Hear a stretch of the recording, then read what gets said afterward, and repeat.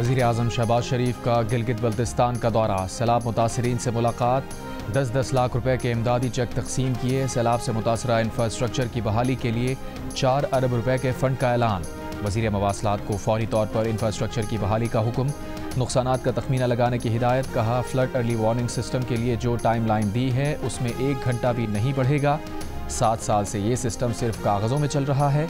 विफाक हो या सूबे, किसी ने फ्लड अर्ली वार्निंग सिस्टम पर काम नहीं किया।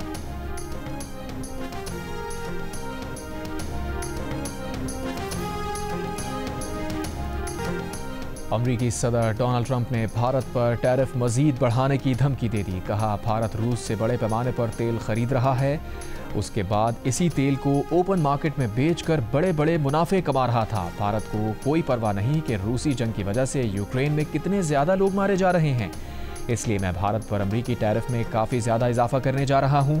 अमरीकी सदर ने चंद दिन पहले ही भारतीय दरामदात पर 25% टैरिफ और 1% जुर्माना आयद करने का ऐलान किया था।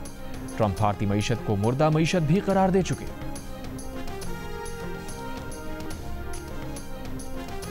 रूस से तेल क्यों खरीदा, ट्रंप की धमकी पर भारत वजाहतें देने पर मजबूर।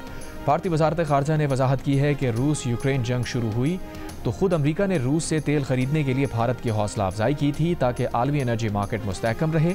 भारत ने मजीद वजाहत की, जहां से हम रिवायती तौर पर तेल खरीदते थे, यूक्रेन जंग के बाद उन्होंने यूरोप को सप्लाई बढ़ा दी थी। भारत ने कहा है कि उसे हदफ बनाना गैर मुनसिफाना और गैर मंतकी है। भारत मुल्की मफादात के तहफ़्फ़ुज़ के लिए तमाम ज़रूरी इक़दामात करेगा।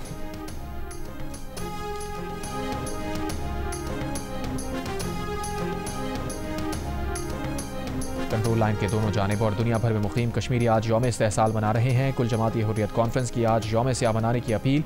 कहा, यौम स्याह से दुनिया को पैगाम जाएगा कि भारत ने कश्मीर पर नाजायज़ कब्जा कर रखा है। मोदी हुकूमत ने 5 अगस्त 2019 को मखूजा जम्मू कश्मीर की खुसूसी हैसियत ख़त्म कर दी थी। मोदी हुकूमत का यह इक़दाम बैनुल अक़वामी क़वानीन और उसूलों की खुली खिलाफ वर्जी है।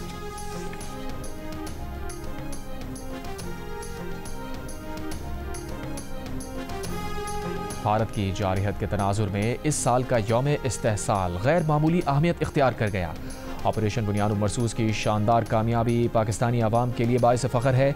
सदर मुमलिकत आसिफ अली ज़रदारी ने यौम इस्तेहसाल कश्मीर पर पैगाम में कहा, भारत ने 5 अगस्त 2019 को जम्मू कश्मीर की खुसूसी हैसियत ख़त्म की। भारतीय इक़दाम का मकसद कश्मीरियों के हक़ खुद इरादियत को कमज़ोर करना था। भारत ने मखूजा जम्मू कश्मीर की आबादियाती साख्त और सियासी नक्शे को बदलने के लिए मुतादिद इक़दामात किए। मनमानी हल्काबंदियाँ, गैर कश्मीरियों को वोटर लिस्ट में शामिल करना भारतीय हिकमत अमली का हिस्सा है। कश्मीरी अवाम को अपने ही वतन में बेइख्तियार बनाने की कोशिश की जा रही है। मकबूजा कश्मीर के अवाम धमकियों, बिला जवाज़ गिरफ्तारी और मुहासरों का शिकार है।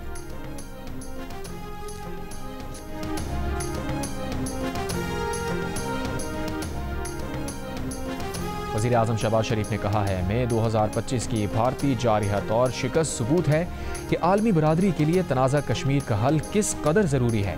आलमी बरादरी कश्मीरियों के हक़ खुद इरादियत के हुसूल के लिए किरदार अदा करे। भारत इंसानी हुकूक की खिलाफ वर्जियाँ बंद और 5 अगस्त 2019 के इक़दामात वापस ले। यौम इस्तेहसाल पर वज़ीर-ए-आज़म शहबाज शरीफ का मुतालबा। कहा, भारत के 5 अगस्त 2019 के गैर कानूनी और एकतरफ़ा इक़दामात की मज़म्मत करते हैं। नायब वज़ीर आज़म और वज़ीर ख़ारजा इसाक़ डार ने कहा, 5 अगस्त 2019 के बाद भारत ने जुल्म, आबादियाती तब्दीली और मीडिया पर कदगन आयद की। पाकिस्तान कश्मीरियों की सियासी, सफ़ारती और अखलाक़ी हिमायत जारी रखेगा।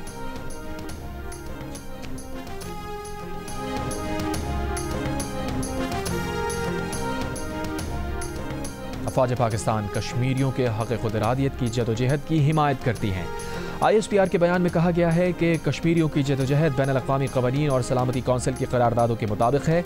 मक़बूज़ा कश्मीर की आबादी का तनासुब बदलने की कोशिश भी बैनुल अक़वामी उसूलों की खिलाफ वर्जी है। भारतीय सिक्योरिटी फोर्सेस का मक़बूज़ा कश्मीर पर कब्ज़ा बैनुल अक़वामी उसूलों की खिलाफ वर्जी है। भारत के जाबिराना इक़दामात, इश्तियाल अंगेज़ बयानात ख़ित्ते में अदम इस्तेहकाम बढ़ा रहे हैं। जनूबी एशिया में अमन का क़याम जम्मू कश्मीर के मुनसिफ़ाना और पुरअमन हल के बग़ैर मुमकिन नहीं। मुसल्लह अफ़वाज कश्मीरियों के हक़ व आज़ादी के जायज़ जदोजहद में शाना बशाना खड़े रहने के अज़म का अदा करती है।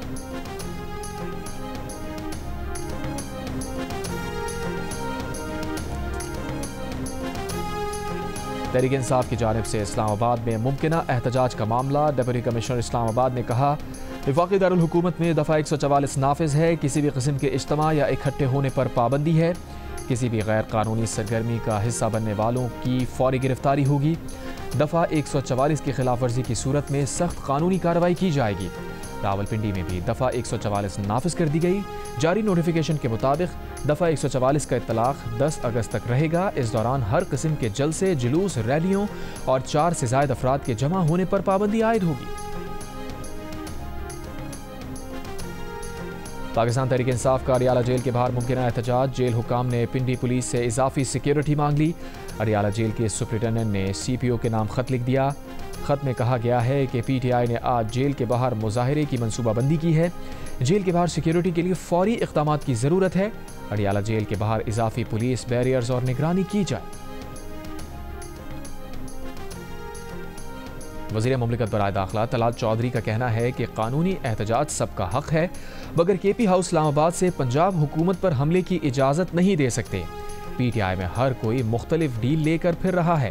प्रोग्राम आज शाहज़ेब खानज़ादा के साथ में बात करते हुए तलाल चौधरी ने कहा, कासिम और सुलेमान का वीज़ा ट्रैकिंग नंबर अभी तक किसी ने नहीं दिया।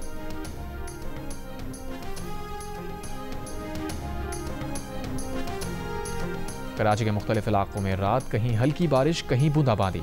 महकमा मौसमियात के मुताबिक आज बालाई पंजाब, खित्ता पोटोहार, इस्लामाबाद, खैबर पख्तूनख्वा और कश्मीर में चंद मकामात पर मूसलाधार बारिश का इम्कान है। सिंध के साहली इलाकों में मतला जुज़वी अबर आलूद रहने, हल्की बारिश या बूंदाबांदी का इम्कान।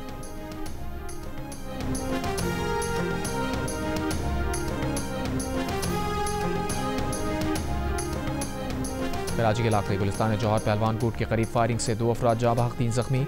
पुलिस के मुताबिक वाक़या ज़ाती झगड़े पर पेश आया। मुलज़िमान कार और मोटरसाइकिलों पर सवार थे। फायरिंग में 1 से ज़ायद हथियारों का इस्तेमाल किया गया। वाक़े की जगह से एक मैगज़ीन और गोलियों के कुछ खोल मिले हैं। अहले इलाका का एहतजाज, मुलज़िमान की गिरफ्तारी का मुतालबा। वज़ीर दाखिला सिंध ने SSP ईस्ट से तफसीलात तलब कर लीं। मुलज़िमान को जल्द गिरफ्तार करने की हिदायत।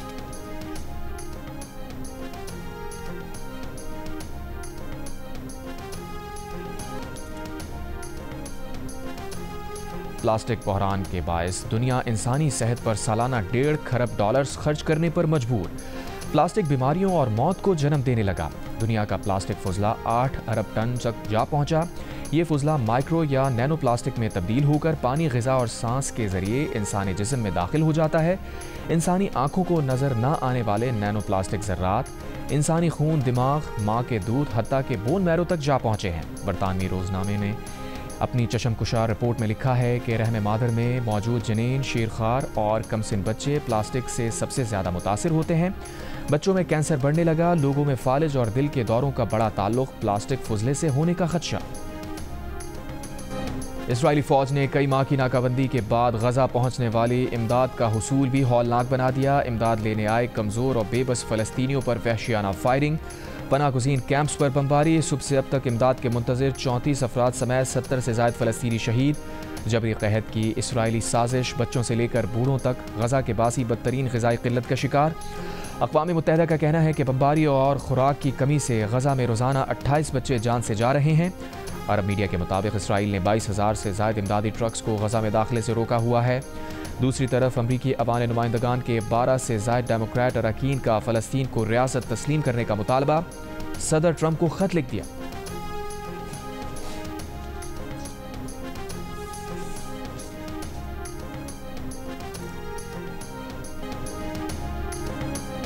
और इस्राईली वज़ीर आज़म नेतन्याहू का गज़ा में फ़ौजी ऑपरेशन को वुसअत देने और पूरी गज़ा पट्टी पर कब्जे का इरादा है। इस्राईली मीडिया के मुताबिक नेतन्याहू इस मामले पर आज अपनी काबीना इजलास में फैसला कर सकते हैं।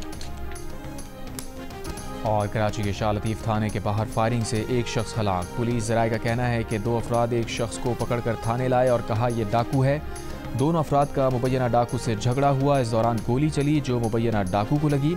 थाने लाने वाले आतिफ और शहबाज को हिरासत में ले लिया गया। शाह लतीफ़ पुलिस और SSP मलिर के बयान में तजाद।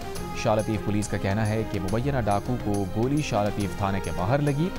SSP मलिर का कहना है कि नामालूम शख्स को गोली थाने में लगी।